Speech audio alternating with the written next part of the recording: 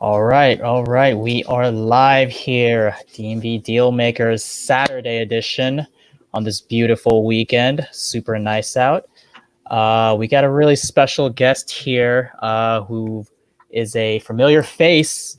If you guys were at the last in-person meetup here with DMV Dealmakers, you guys might remember Matt Fullerton and his partner Daryl from Chesapeake House Hunters. So they drew quite a crowd, and they were a smashing hit, and the people wanted them back. They wanted Matt and Chesapeake House Hunters back. So we heard you guys, we brought him back, and here he is. And just to quickly recap, if you guys recall, so Matt is the founder of Chesapeake House Hunters here, which is an real estate investing acquisitions company. And I think they've been operating for about, maybe 2 years now. But, on their first year, due to their, past employments, they weren't allowed to do any kind of marketing. However, they were able to get really creative with getting deals and were able to, make close to $1 million in fees on their first year alone through purely just referral business. So that's definitely quite a feat, especially for just purely referral based. And Matt, real quick, how about a quick introduction? I know, a lot of people know you from Chesapeake House Hunters, and, you were obviously associated with Express Home Buyers a couple years back as a sales manager. Do you want to talk a little bit about how you got into all this, or a little bit about your background? Sure. Yeah. I appreciate you guys having me on.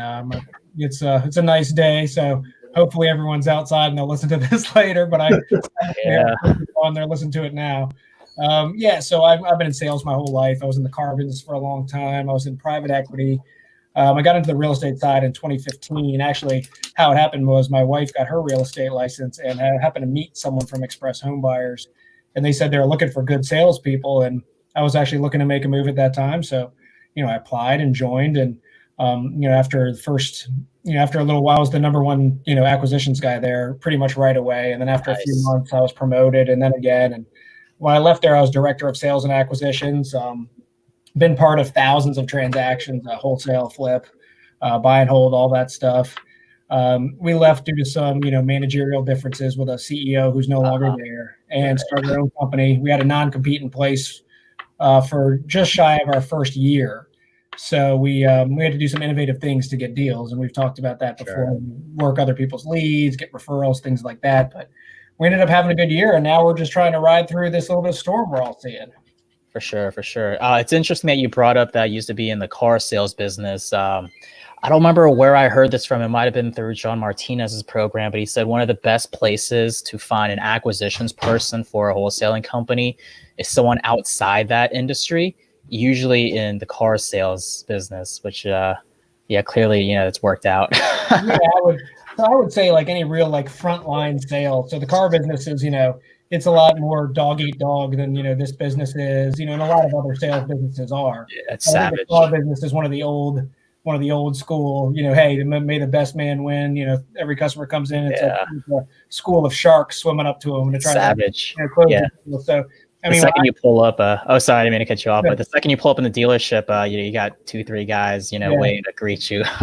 I used to actually, so when I started, it was in 2000, and car sales, people still came on the lot. There wasn't much internet research, or not nearly to the degree there is now. And I would come up and I would wait in the bushes. We had these tall hedges by the front of the dealership, and I would wait, just peeking over those, kind of standing there, peeking over those bushes. And when someone would pull in, I'd step out like I was walking across, and act like I noticed them and say, "Oh, park right here. I'll take care of it." Because if you waited for them to get to the front door, someone else was going to get them. So. I think, John, the top 3 industries are like gym sales, car sales, and I forget what the third one is now. Matt, what did you see as the similarity between previous sales that you did and house sales? Because it seems like you jumped into this and, you were just dynamite at it from day one. I mean, I think, of course there's a learning curve to everything. So there was for me too, just not quite as steep. It's mostly learning the terminology and, how the process works and things. That was the learning curve. To me, sales is sales. So as long as, in this case, we're acquiring things. And when you're in the car business, we are selling things. When I was in private equity, I was acquiring things too, and I had to do a lot of travel to people's homes to do that. So I think that prepared me really well for going on seller appointments and signing up deals and things like that. You're right. Actually, I have seen a lot of salespeople struggle with that difference of like acquiring versus selling something. Could you actually speak to that? Like, how did you overcome that sort of transition? Man, to me, it seems like it's really not. Sorry, my camera's weird. It's really not that much. It's not really not that much of rocket science to me. Like, in one case, you're still trying to do the same thing, right? In one case, you're selling a product. In the other case, you're selling a service. So really, you're selling something either way.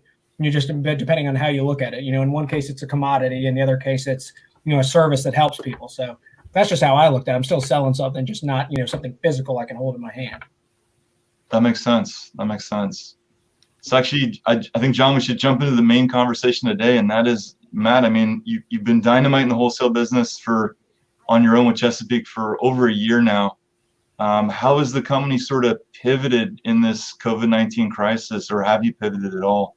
Yeah, we've been doing some pivoting. It's I think any other wholesaler out there will probably tell you that the buyer pool is much smaller, for deals, for wholesale deals. A lot of people's criteria has gone way down. Percentages have gone way down because banks are adjusting their percentages. So everyone has to adjust theirs to account for that.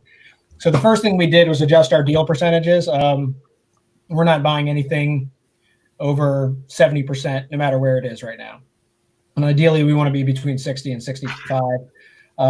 We are cultivating, people who have cash, so we're not looking for, because everyone, a lot of people have hard money, but we're looking for people with cash or lines of credit that, can keep buying and still want to do this, because what we're seeing on the retail side is it's still really strong. Like, we're seeing renovated houses sell quickly and for high dollar. For instance, my wife just finished a flip.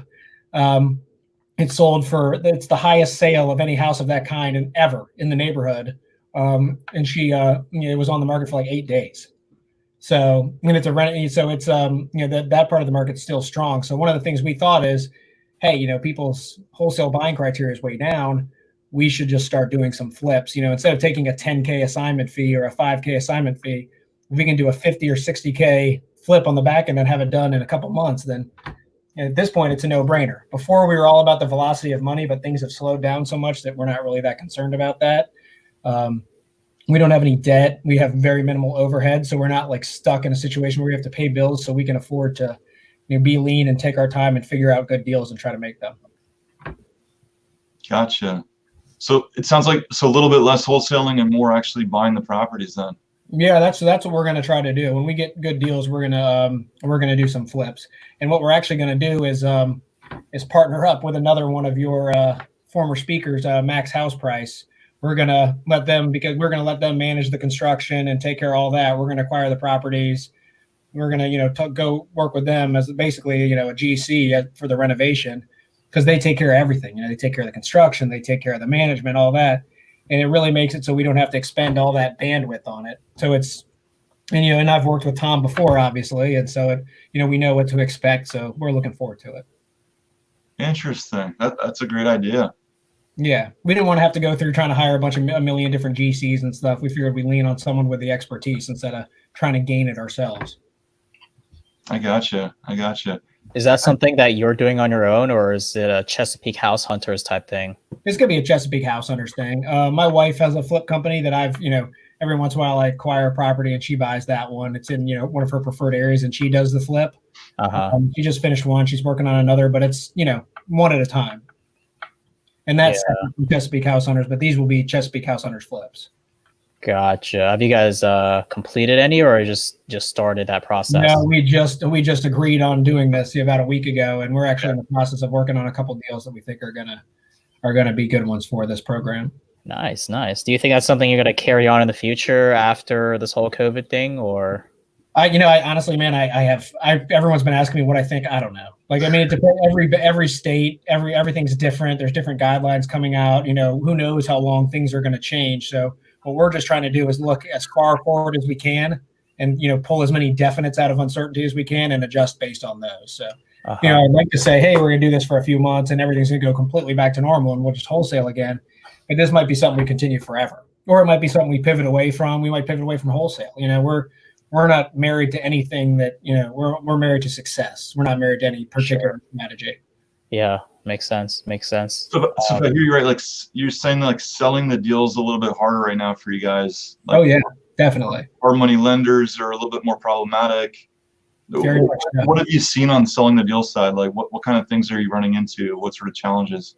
Well, I'm seeing a lot of people have really lowered their buying criteria because they have to make up for, LTVs going down at banks, higher rates, higher points. There's a lot more risk. So a lot of people's criteria has dropped significantly. Deals that would have been deals, just a few months ago are no longer deals. So we need to lower our percentages. Also, we've seen a lot of buyers just fall out. A lot of the people who do 1, 2 off and then come back, they're not in the game. People who use mostly hard money and don't have much cash. It's tough to expend a lot of cash right now with everything being so uncertain. So we're seeing a lot of fall off on that side. Right. You kind of touched on it earlier, but I'd like to do a little deeper dive in terms of what you guys are seeing as far as getting sellers, as far as inbound leads. I know when we last spoke at DMV Dealmakers, you guys mentioned you just started running a little bit of marketing. I'm kind of curious what that looks like now, because now that you're working with Robert Wensley and Investor Lift, they've armed you guys with some heavy tools here, something in the arsenal. So I don't know what kind of marketing you guys are doing and what you're seeing from that exactly. Really, we're not really doing any inbound marketing right now. I think what I'm seeing out there is PPC seems to be like dead compared to what it used to be, and high dollar marketing has really slowed down. So we just don't think it's prudent to spend to do a 10 grand PPC campaign or anything like that. So what we're doing is the same thing we did before. Is we're purchasing lists, we're skip tracing them, we're going through our text campaigns and our calls and seeing what we can dig out. And we're still having luck there. We're seeing a lot less. Of course, we're seeing plenty of sellers who want to wait COVID out, and it's usually the older sellers. But at the same time, there's a lot of sellers who are want to sell their house and especially need to at this time. People have lost their jobs, landlords aren't getting rent, and mortgage payments are due. We're seeing a lot of people eager to sell. So we haven't changed our process. We still work old leads. We still have incoming new leads from other companies, and we're still purchasing lists, but we're not spending any money on high dollar marketing. Right. Yeah, I've heard of a lot of big shops just kind of cutting back on their direct mail and online campaigns and stuff like that, which is pretty wild, because for a lot of businesses that's literally their bread and butter. That's what they're banking on in terms of getting that lead flow, and without that, it's like, man, what are they doing exactly, right? I know a lot of people have been doing text blasts and RVMs and stuff. In fact, I have a few friends who they have a investment property here and there. They're telling me they're getting these random text messages about people asking to sell their house. Yeah. I'm not a big RVM fan because I just don't think people listen to their voicemail. I mean, maybe one in 5 people really checks their voicemail religiously. I can't tell you how many calls we make where voicemails are full. We have people whose voicemails are full for a year at a time. Or we have people who other people. Those are the motivated sellers. All the motivated sellers have full voicemails. Oh yeah, they always do. They always have full voicemails. I think a lot of times if your voicemail is full, it says something about the urgency with which you're doing something. So, in that, so I'm not really sold on RVMs. I prefer texting greatly. Yeah. Yeah. Gotcha. So are you guys doing any sort of cold calling right now or not so much? Yeah, we are. We have 5 text campaigns that go out to the list we buy, and then we scrub all that for responses, and whatever's left, we cold call. Makes sense. Yeah. It's not really a cold call then. It's just semi-lukewarm call. Yeah, well, they're not. I mean, people who haven't responded, so they're still cold. But they've gotten 5 text messages from us, and then in some cases, nothing comes up but a landline, and we have to call it. Oh, it's the ones that didn't respond. You're saying? Yeah, the ones that didn't respond. Oh, okay. We of course call the ones that do respond. That's the first part of our process. But the ones that don't, when we're all done with our campaigns, we call them. So Matt, I got to ask you this question because so many folks are asking this question of the community. How have you adjusted your buy prices, or have you adjusted your buy prices in the last 6 weeks? Yeah, we have. We won't. So we're not, the old 70% rule. We're sticking hard and fast to that. Even if it's in Nova, even if it's in DC, even if it's in places where we know we could have gotten a lot more before, it's changed a lot. And I think you guys have probably seen that too. So we're staying 70% of ARV max, because we've heard of a lot of banks that are around, 65, 70, 50, 60, 70% of LTV. So I reached out to a bunch of lenders, asked them what their LTVs were, and then I'm adjusting my numbers based on that. So that, even from based on comps that are like 6 weeks old, you're saying? Yeah. Oh yeah. I mean, 6 weeks is might as well be a lifetime right now. 6 weeks ago was before they shut everything down. And I know Maryland's reopening, but our reopening here is pretty light. It's mostly recreational. Because your typical deal maker is like, should I be using comps from 6 weeks ago, or should I adjust in the prices of those comps?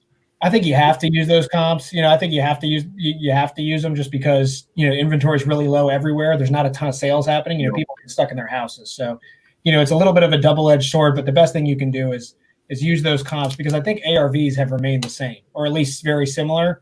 It's the buy prices that you have to buy it at. The loan numbers and the acquisition numbers that have to go down. So I think you can definitely use those comps. I just don't think a house today would sell for significantly less than that same house 6 weeks ago on the wholesale market. So I got to plug you right here. So Matt and I have actually done a few deals together in the last couple months, and I owe you a testimonial, by the way. I think I owe you one too. If you guys got a deal and you're struggling to close it, we've done several with Matt in the last couple months, even during this COVID-19 crisis. Actually, one of them was a lot deal. We're more of an affordable luxury builder, and it was something that was above what we do. I think you could probably build a $2 million house there, and Matt got it sold, got it done. It was something that kept me up at night, actually, that property. Yep. So if you guys got a deal, you're struggling to close it right now, we're on right now with probably one of the best closers in the country, who's actually trained other real estate teams, even nationwide currently, I think for like consulting fees, correct? Yeah, I've been doing, that's one way we've been augmenting a little bit. I've been helping out a little bit with like sales training and consulting, and just kind of, process consultation, working on getting sales teams going in the same direction, that kind of stuff. Yeah. So that leads to a question. So there's a lot of folks that can't close the deal. And I know you see leads like this all the time. What is it that you do, or what can you suggest others do to sort of bridge that gap? Like, how are you able to close some of these deals when a lot of folks are not? What do you think their reasoning is? I think there's a lot of, I think in this industry, one thing about this industry is it's really not populated with people with strong sales backgrounds, right? It's populated with a lot of entrepreneurs, and entrepreneurs often don't have that kind of background. They did something else, or they've always kind of done their own thing. And if someone hasn't worked, in frontline sales a lot, all those techniques that I kind of take for granted that are second nature to me now, they don't have. So, there's things that I can pick up on that other people sometimes won't, or things I'll notice, but I wouldn't say, in terms of straight ability, that I'm any better than anyone else. One thing I do is I constantly educate myself. I listen to podcasts, I read books. I try to get stuff that will be, even if I can get one thing that's usable out of a book, I consider it a win-win. And I always try to find people who I think might be better than me, and I try to compete with them. When I was in the car business, when I first started, I was real, 20 years old, 19 years old. And I was the number one salesperson at the dealership, and I never did any training. I never did anything, right? People walked in and I would sell them cars, and, I just naturally had a little bit more of a feel for it. And so I thought, like, hey, I'm good. I never need training, anything like that. And then they hired this guy, Andy, and Andy was older and really experienced and knew his shit, and just started kicking my ass. Every month just started kicking. And I was the first thing I thought was, to complain. Like, Andy's taking all the deals. I thought to be a baby about it. But then I was like, you know what? The only thing that mattered. Then finally, one time, me and Andy, there was one car that we both had customers on, and we were both trying to sell it, and I sold it first. And I was like, all right, I can beat Andy. I just need to learn, and I can beat. So from then on, it became, I didn't care about anything but beating Andy at work. And so I tell people all the time to find their Andy. To this day, find someone who, you think is better or stronger, or someone you want to be like, and go out there and compete with them.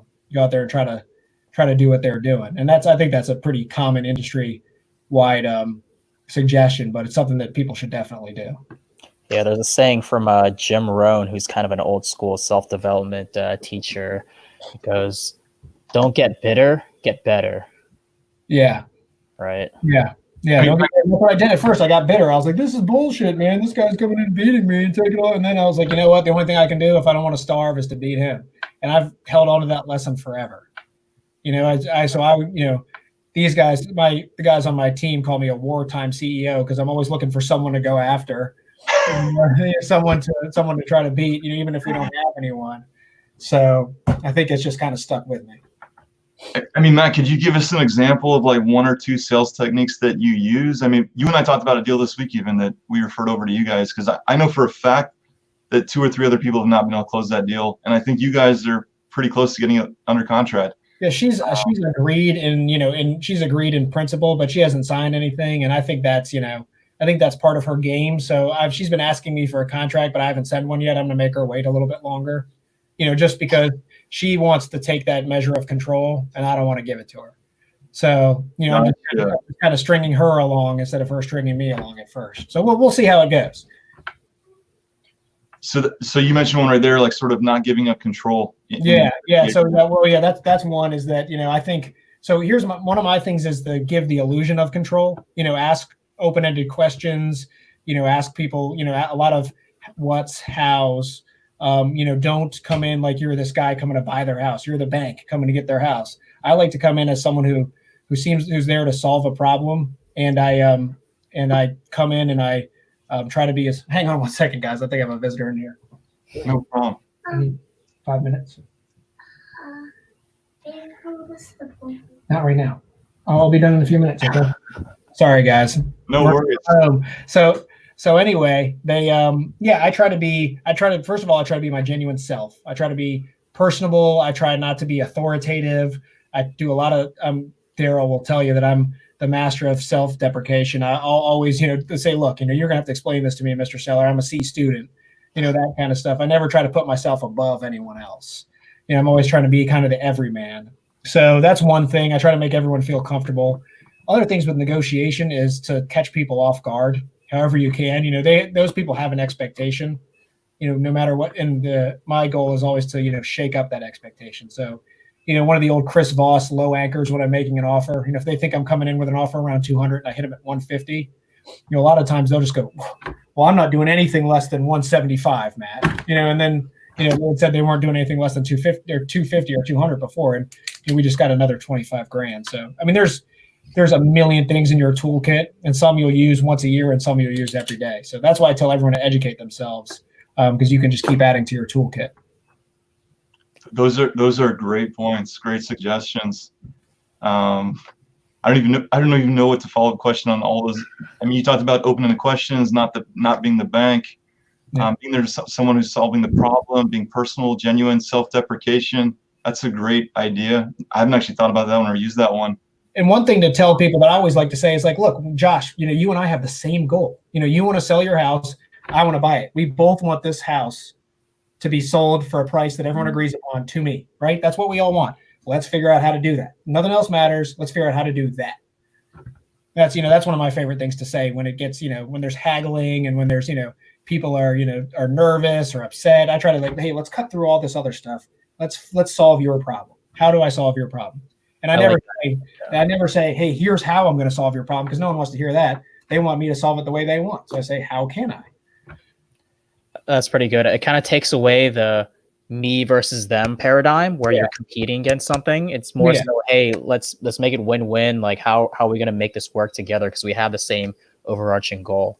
Now you got me started. So I have one other thing. Like for what I like to do, I'm the CEO of our company, but what I like to do when I'm out at an appointment with a seller is say, you know what, Josh, I would love to just write this deal up with what you're asking, but I don't have that kind of authority, man. Let me call the boss. Let me go out to my car. I'm going to call my boss, see what he says, and I'll come back in a few minutes. And sometimes I'll call Daryl or Alex or right in front of them and just talk. And I'll just say, hey, man, they're telling me that they're going to kick me out if I don't give them 200. And the seller's like, I didn't say that. I'm like, I know. And then Daryl's like, wait a minute, who is this? What are you talking about? And then I just say whatever I want and hang up. But, I think that higher authority, acting like, hey, I'm here to help you. I'm here to deal. You and I both want to get this deal. We've got to fight this big bad manager over here. Make Daryl the bad guy. Yeah, make Daryl whoever. It doesn't matter. It could be anyone. I could call Josh and make him the bad guy. I could call my mom and make her the bad guy. It doesn't They can be whoever you want.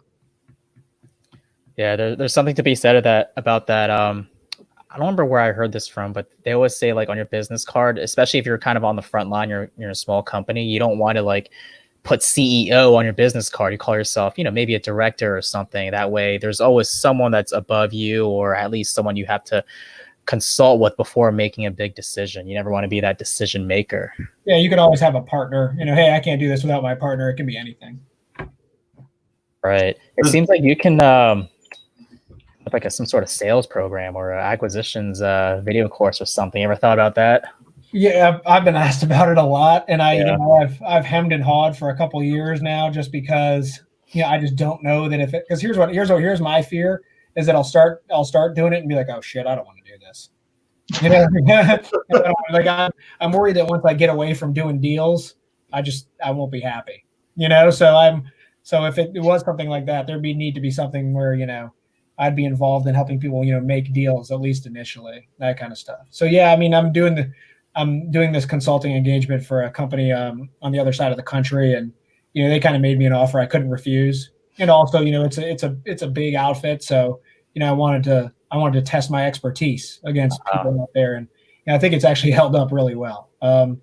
Nice. So that's how this happened. I've turned down, I can't tell you how many mentorships and coaching programs and stuff I've been asked about that I've turned down or passed along to my friends. But I guess at some point, I probably will, because I do want to, give back to the community. I just want to make sure it's the right time.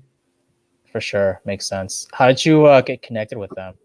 I got connected with them through a mutual friend, Robert Wensley. Yep. Gotcha.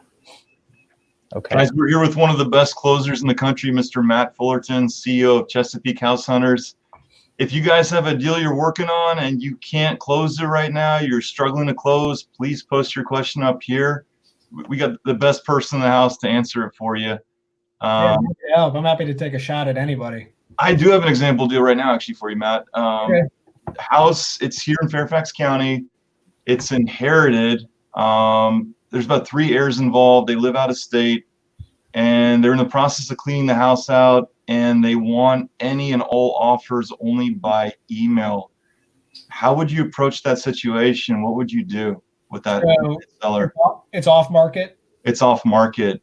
They said, and how did it get to, hey, we want any and all offers by email? The first phone call went out, and they talked about the property. They said, if you really want to make an offer, send us an email. Here's our email address.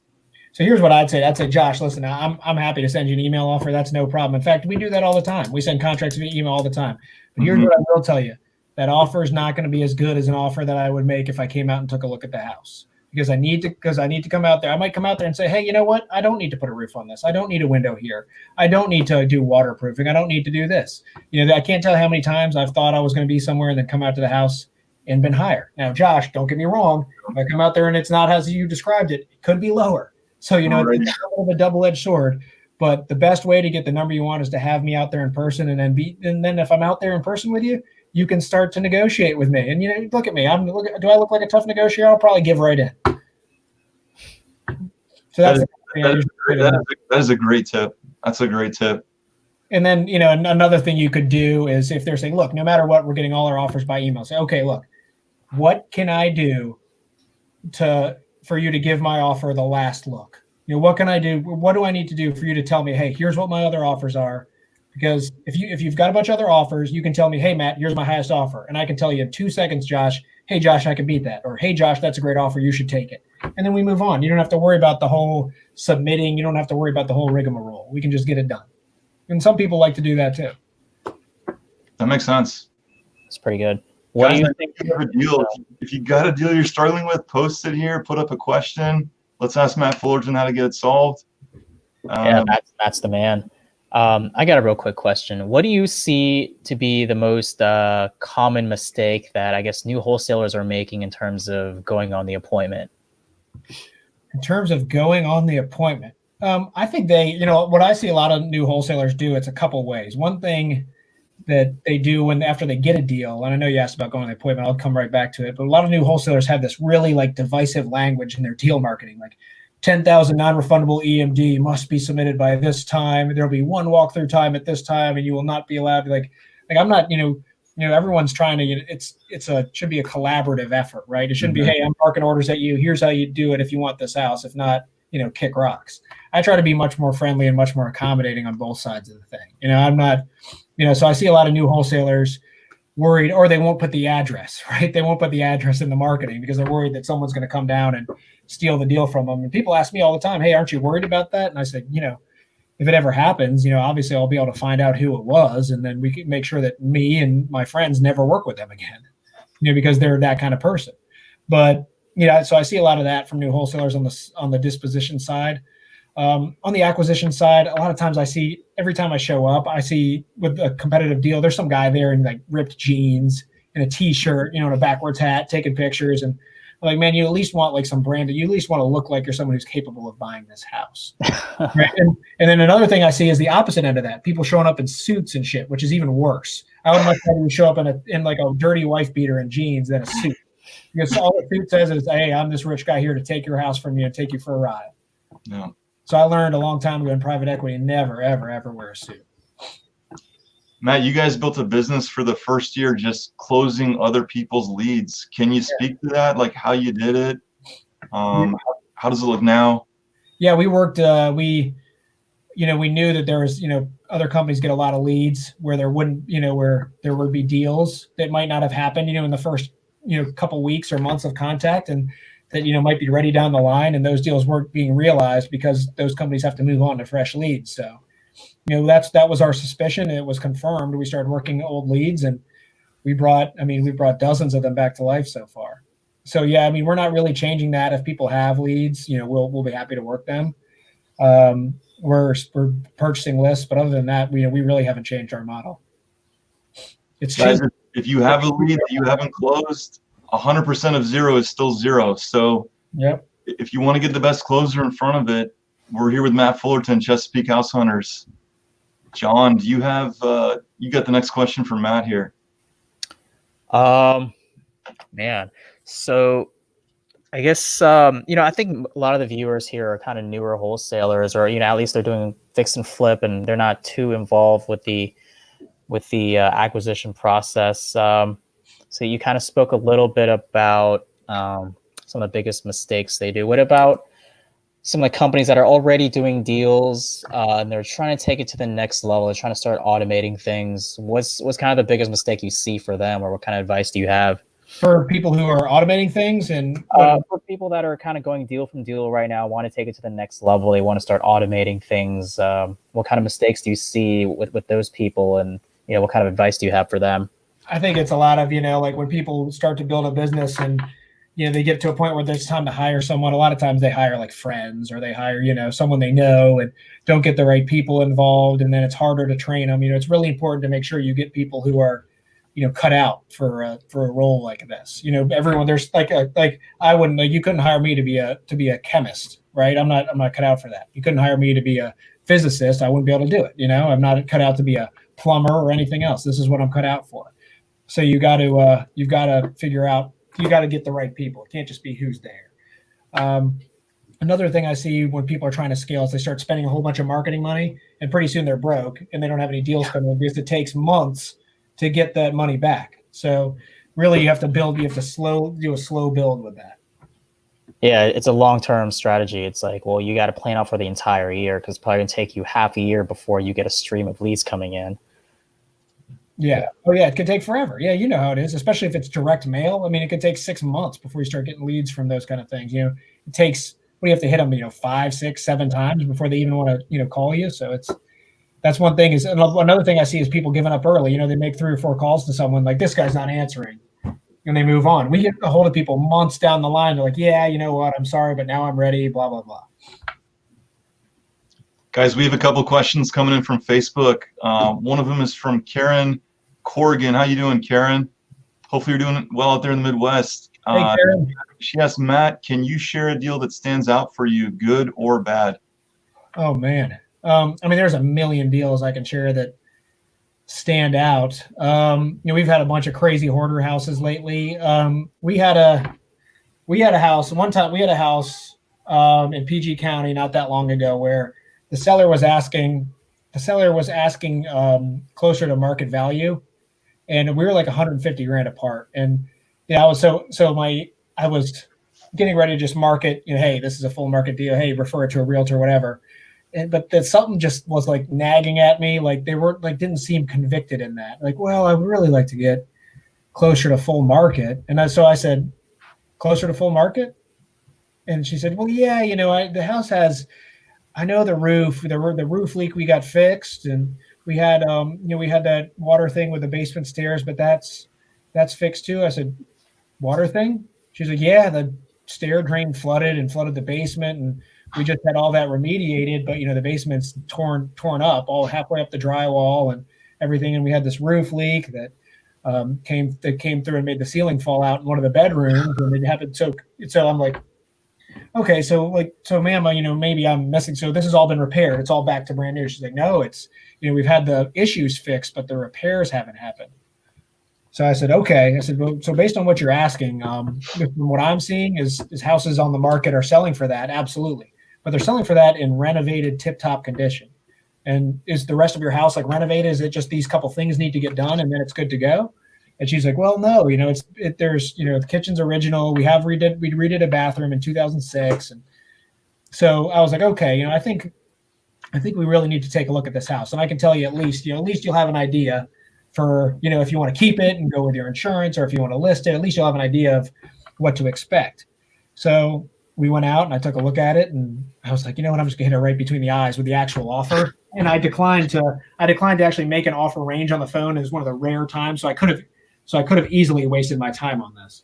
But I made her an offer that was, she had brought her offer, she had come down about 50 grand. So we're still about 100 grand away. And I hit her at like another 125 off. And she sat silently for, felt like forever, man. A while. And I just was trying to be silent too. And she said, well, could you do 150? And I was like, 150 was like what I was hoping to, was I was hoping to get it at like 170. And I was like, well, I 150. Oh, let me call Daryl. So I did that, and we ended up locking it up and wholesaling it. This is pre-COVID. All this is pre-COVID, but it turned out to be a home run wholesale deal. Nice. Because there was and I almost messed it up. Believe me, if it hadn't been for a little bit of hemming and hawing, I would have. Gotcha. You got another question coming in here from Sam Lalou on Facebook. Matt, do you approach the sellers as a buyer or as a flipper? He's asking. I approach them as a real estate investor. I say, look, here's what we either, we have a couple different ways we can go with this. We may renovate the house and resell it, flip it like you see on TV. We may find a partner to work with on this. In this case, nothing will change to you except our partner will be renovating the house instead of us after you sell it. Or we might even, paint it and put some carpet in it and rent it out. We honestly take a look at all that down the line, because that doesn't matter to you. We're here to solve your problem first. So it doesn't matter what we're going to do. It matters, if we can make this deal work for you. So let's take care of that, and then we can worry about all that down the line. And most people think are like, hey, that's great. Sounds good. Yeah. You were getting a message from Herman Quadros. He says, proud of you, Matt. The Herminator. You've killed it in real estate, brother. Great info, Herman. That's good to hear. Herman was my boss in the car business. Herman remembered. Herman was there the last time I got fired in the car business. Herman was there for it. He didn't fire me. I'll give credit to Herman info, but he was there. Yeah, he was my boss at one point in the car business. He's a good guy, man. Herman's a good guy. So for the wholesalers out there in the group, and there's a lot of them that are struggling right now, what are one or two tips that you would give them to close their first, second, or maybe next deal? That person who just can't get it done right now. I would say, look, one of the things I don't have specific advice for closing any one particular deal. What I do have is advice for how to go about doing it. One, I'd say no deal is better than a bad deal. So what you see a lot of new wholesalers focus on is this one deal that it feels like they're close, and they try to make that deal fit into the criteria as opposed to trying to make the criteria fit the deal.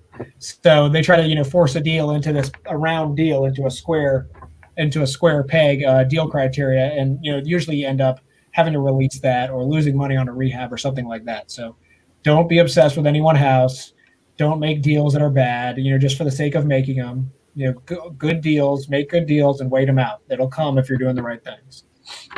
That's that's a good advice. Because a lot of times we kind of get hung up on, one lead or one deal, and you expend all of your time and energy on that when you could have been finding better qualified sellers. For sure. Yeah, 100%. Yeah, I can't tell you how many times I've gotten and it happens to me, I've gotten obsessed with deals a few times, like, fuck, I want to make this deal. How do we make this work? We're so close. And then, eventually I'm like, I'm wasting all my time trying to figure out how to make this deal work. I could have made 2 other deals in the meantime. So don't fall in love. Yeah. I know you mentioned your wife is a real estate agent, and I'm kind of curious, and I think this question will make more sense if you were an agent as well. But what I'm coming at is, when you go into an appointment, would it make more sense to come in as a buyer first and then say, oh, by the way, I'm a licensed agent if that didn't work, or just kind of come in as, hey, I'm a licensed agent / investor. I can kind of give you 2 options, or how do you kind of approach that? I don't know. I wouldn't. I am an agent, but I've never done. I've never done an actual trade. I've never written a listing agreement. Never shown a house. Never done it for MLS purposes only. My wife's an agent. I wouldn't go in and say, "Hey, I'm an investor, but I'm also an agent," because then you introduce an objection, right?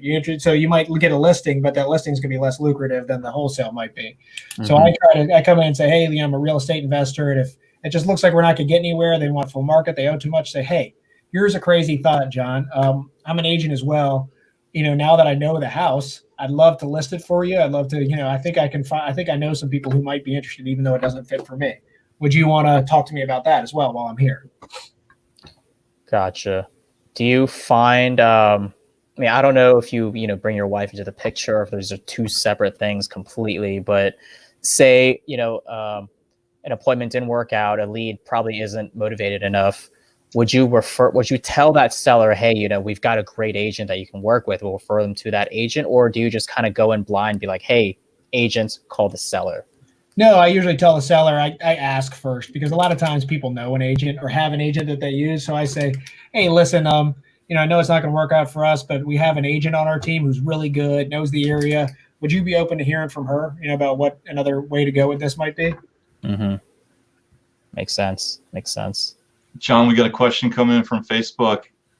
It is from Alex Lopez. He says, Matt, have you ever had to take legal action against a GC or a contractor or anyone who was crooked? Any tips or advice on that? I usually try not to sue people unless it's a giant. Unless it's a huge amount of money. Like, it's not worth it, man. It's not worth the stress, the time, the money you're going to spend. Litigation is a huge hassle. So I'd rather walk away in almost every case. If we're talking $100,000, I might go fight it. But if we're talking about GC who screwed me out of $5,000, I'm more than likely just gonna I'd rather go online and trash them on keep make sure again rather than just try to sue them. Yeah, right. And my opinion when it comes to that is if a GC kind of screws you over. And Alex already knows my answer, but I'm sure there's people out there that want to hear it. Is your priority is to get that project finished. That the whole GC screwing you over, like, that's going to be a side thing. If they screwed you over, you just got to let them go and find a new person to get that job finished. Yeah. And if you have time, if you have bandwidth, maybe pursue something after that other contractor. But oftentimes it's not even worth the cost of doing that. You're definitely gonna get screwed over at some point. So. Yeah. Do you have any input, Josh, on that? I agree with Matt. A lawsuit's just not worth it unless it's a pretty significant amount. Yeah, I wouldn't say so either. When it comes to court, oftentimes it's not even who did the right thing or who did the bad thing. It's just whoever's the last man standing when it comes to these court cases. So it's almost a lose-lose situation. I agree. I think litigation is almost always a lose-lose situation. Yeah. No one ever comes out feeling great. I do have one response to who asked that question. Alex, the number one thing you could do, Alex, for your GC is make sure that you have mechanics lien agents filed and everything is done properly for that jurisdiction. That's your number one protection. Because otherwise you're going to potentially be forced into litigation with a GC if you don't have mechanics lien agents identified. Let's see, what else? Okay. What type of lead should I work on right now if I can't find a deal at the moment? What type of lead or what type of seller should I focus on? I would, focus on distressed and motivated sellers, the old school driving for dollars. If you don't have any money to buy lists or do anything, looking for houses with overgrown, especially this time of year, overgrown yards, trash in the yard, stickers on the windows, cars that haven't moved in forever are covered in stuff. A lot of times those are abandoned. You can get the address, you can skip trace them, which is a service that pulls up, phone numbers associated with people and addresses. You can skip trace them for cheap and call those or send letters to them. There's a lot of different ways to do it. I gotcha. So our next question here is, Matt, it sounds like you're doing some consulting work lately. It sounds like you're teaching like a team of sales folks. How does that look? What are the challenges with that endeavor? I mean, there's a lot of challenges. It's far away, so it's it's something where I have to engage with people on Zoom and the phone quite a bit. It's me coming in cold, so trying to figure out what the existing sales process is, how I can improve it, and how I can get results for them right away. I take all that very seriously. Take my reputation very seriously. So, to me, the thing that's the most important is delivering results. Are there tips that you can give us or the community about training salespeople, or what kind of things are you seeing? Because I'm sure you're seeing the full gamut of poor salespeople, really good salespeople, and everything in between. I would say get a DISC assessment or an AVA assessment on anyone you plan to bring into sales, because some people's personalities just are not suited for it. And that doesn't mean it's wrong. That doesn't mean it's bad. You know what I mean? People are suited for different things, like I was saying earlier. So make sure, don't hire people because you like them. Don't hire them because they were fun at a party or they talk a lot. And it turns out extroverts tend to be worse salespeople than introverts. Extroverts are much more interested in making friends and being liked, than actually making deals. So it's, you got to try to find a balance. People think I'm an extrovert, but I swear to God, I'm not. I don't go out, don't go to parties, don't do anything. I mean, this quarantine hasn't been that hard on me. Yeah, I'm not an extrovert. So what areas are you focusing for wholesaling right now, or even rehabs or flips? The DMV. Anywhere in the DMV? Yeah. One place we decided that we would no longer play at all is Baltimore City. I didn't get to say Baltimore. Baltimore City, we will not play in Baltimore City. Federal Hill, don't care. Hamden, don't care. Everyone always says, "Oh, this area is good," and then it's always a nightmare. The city's a mess. The government there is a mess. I don't see values increasing with the way the government is set up there. I just don't see it, man. I don't see Baltimore City, at least not right now. And I could be completely wrong, and I hope I am, because we'll jump right back in. But every time we go into Baltimore City, it ends up not being pretty. Baltimore County, I love Baltimore County. Howard County, I love them. But we don't play in the city. You don't mess with the 5K houses. Yeah, even if it's even 100K. I mean, the good majority of the houses there, the rehab costs more than the acquisition.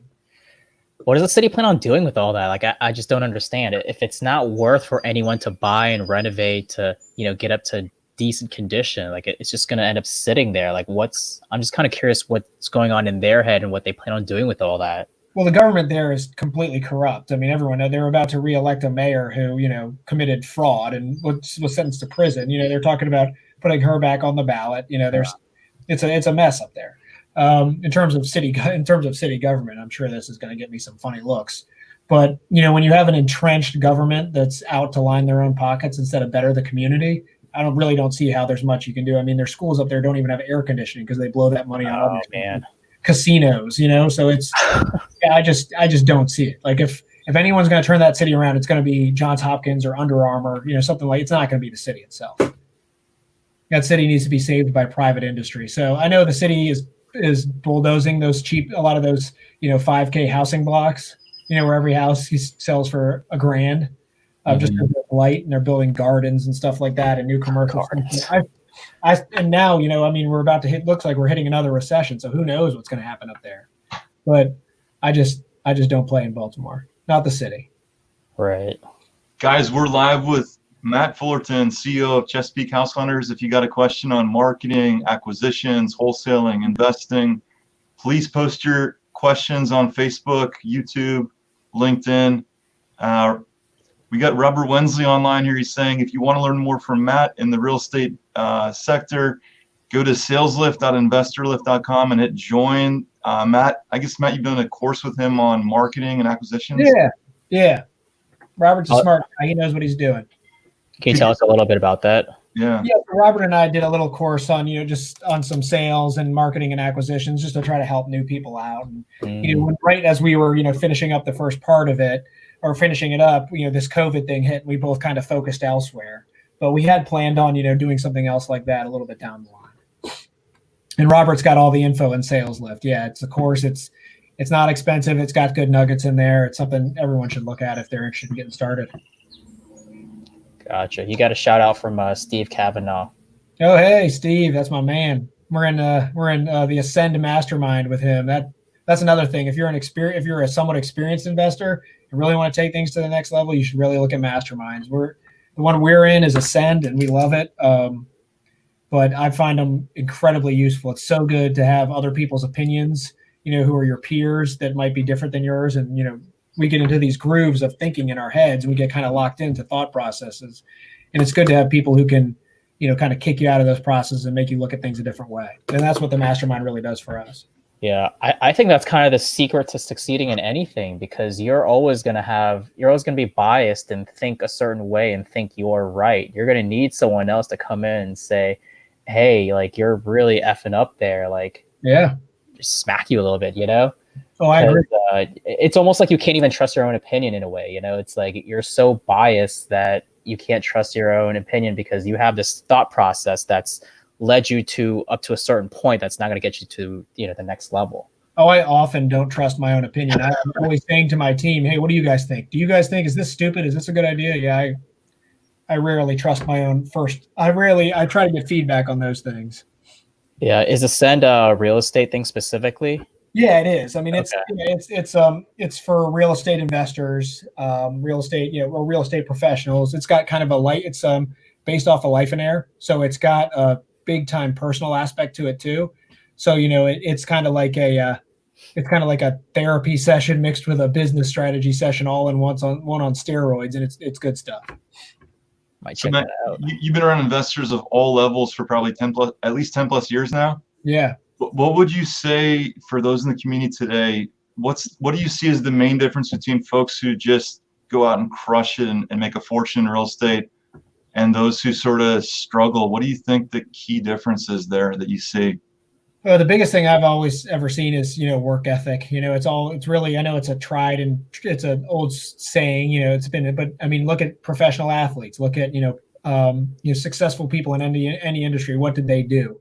They did things that other people wouldn't do to get there. They worked hard, they put in the effort, they grinded on cold calls for 10 hours a day at the beginning. They went on every appointment. They constantly reached out to try to make a bigger name for themselves and bring brand awareness. Sorry. I think that the people who have the strong work ethic and are driven and determined and keep trying to educate themselves and keep trying to learn are the ones who are going to be successful. There's lots of people out there who have all the want to, but they don't, but their willpower goes away when they have to start working hard and grinding on things. It's easier and safer to take a 9-to-5 job than, grind it out and be scared for a few months. Yeah, I can't remember who said this, but you kind of pointed that out. I think it goes something like, if you want to be extraordinary, what makes you think you can do stuff that ordinary people are doing? Right? Exactly. It's like, if you want to be extraordinary, you got to be doing extraordinary things. Yeah, you can't, man. You got to do things other people can or won't do. Yeah. So we got a lot of folks who don't really know what it takes to get a deal right now, or how many leads they got to talk to, how many sellers they could potentially need to go on appointments for to close. Can you give us sort of rough metrics on how many leads to get sort of, an appointment, how many appointments to get a deal in this environment? I don't, honestly, Josh, I wish I could tell you guys in this environment. I have no idea. I don't know. With the data, we just don't have, I haven't looked at the data. I bet Daryl could tell you in like 10 seconds, but I haven't looked at it. I know it's a significantly wider margins between leads and appointments and deals and dispositions, though. Things have slowed down considerably, I would say. So are you still doing most of your appointments in person then, or are you doing? We're doing all our appointments in person. Yeah, it's either me, Daryl, or Alex, our acquisitions manager. Gotcha. So no virtual appointments? No. I gotcha. No, as long as they're cool with us coming out. We did one virtual appointment on a condo where the guy took pictures and sent them to us. and took a picture of himself in there, like just, I guess, to prove to us that he was actually there, which we didn't ask him for. He just did. But yeah, other than that, and that was because he had COVID, so we couldn't go because COVID. So he's like, hey, look, I can't come because I'll get you sick, but here, I can take these pictures. And this question always comes up, especially from newer wholesalers. Could you give any tips on like running comps? Like Northern Virginia, for example, like Fairfax County is going to be probably 70% ARV right now. Arlington probably 70%, or PG might be 55%. I don't know. Can you give any tips? Sort of how does an investor find out, whether it's 55 or 70 or 60% ARV that they should be looking for? Yeah, I would say right now for people, stick to 70% or less. Another thing I look at when that rule isn't in effect is, what are as-is sales on market going for in the neighborhood? Like if there's a house that's about to fall down, it looks like a disaster, it's the lowest sale and it's sold for 300, and what you're going to get the house for is what you think the best number for your house is 250. There might be a little room in between there for someone to pay more on the other end. We're not looking at that right now, though. We're looking at strictly percentages. So I would recommend everyone stay below 70%, especially in Maryland. So how are you handling PG County? You're saying even like 70% could be a deal right now, potentially. I think PG's dangerous right now, man. I think for flippers and stuff, PG's dangerous. If a market's going to crash, it's going to be PG first. That happened last time, and things haven't really changed. Agreed. Yeah, so I think PG's dangerous. I would definitely stay within those parameters of PG. I mean, I love PG. Don't get me wrong, but I think there's you've got to get flips done quickly there and keep an eye on the market. Yeah.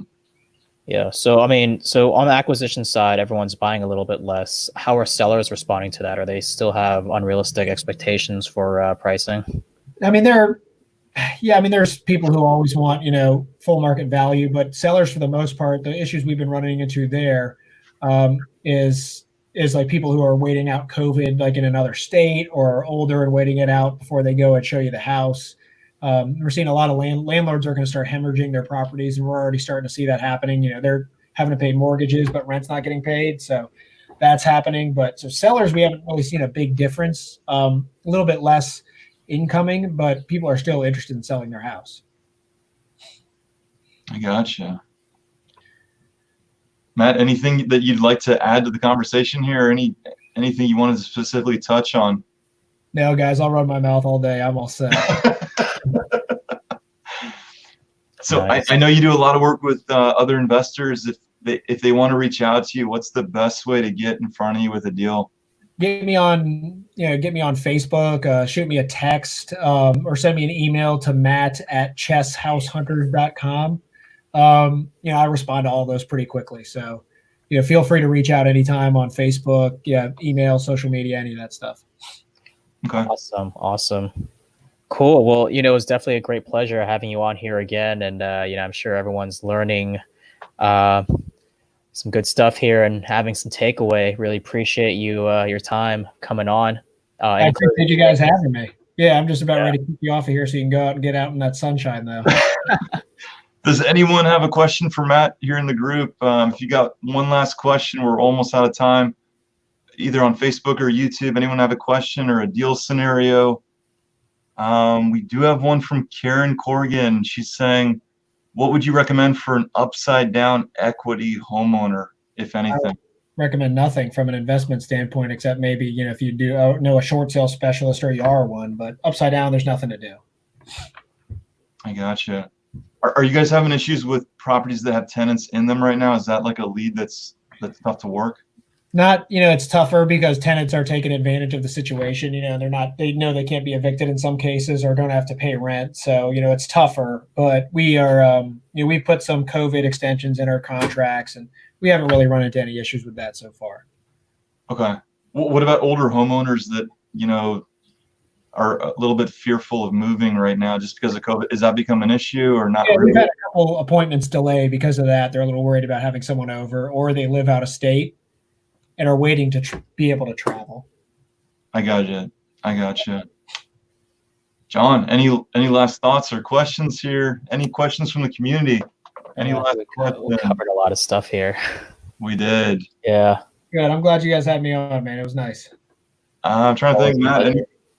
Anything else? I know you're working with a lot of other investors. Anything else they should know about working with you guys, or how it works, or? No, I mean, we try to work with everyone in the way that works best for everybody. We really try. We don't try to take over your business or cut you out or anything like that. We really try to make it a partnership everywhere. So we try to be easy to work with, and that's our goal. Even if it's just a lead where they haven't even called the seller yet, they don't really know anything. Should they give you that lead, or? Sure. I mean, if it depends, yeah, we'll be happy to work any leads, anything like that. Guys, so whether it's a lead or you actually talk to the seller already, or you just can't close the deal yet, whatever those scenarios are, hit up Matt at cheshousehunters.com. Matt, it's been great. Thanks for coming on today. Good seeing you guys, man. You guys have a great day. We'll talk to you soon. Deal makers, have a great weekend. Make some deals. Oh yeah. See you guys. All right.